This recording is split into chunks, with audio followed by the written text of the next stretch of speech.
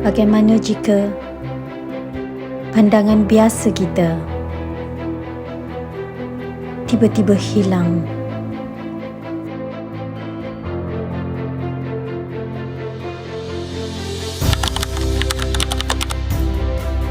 Pernah?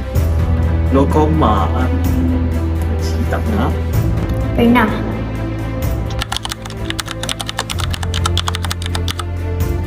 Saya tak berapa pasti pasal term perubatan tu. Kena dengan darah. Maybe. Glaukoma ni dia macam penyakit mata. Tapi yang saya tahu benda tu dia mengenai mata.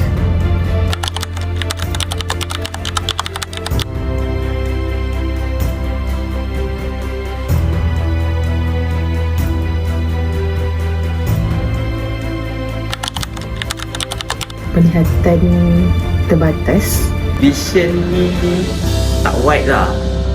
Meaning dia tumpu kepada satu tempat je. Rasa macam ruang makin sempit untuk tengok.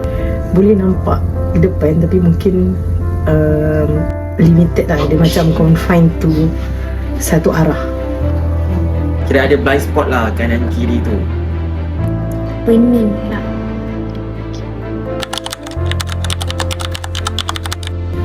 Tak pasti. Mungkin yang buat operation katarak tu kot. Saya rasa boleh dibati kot. Boleh.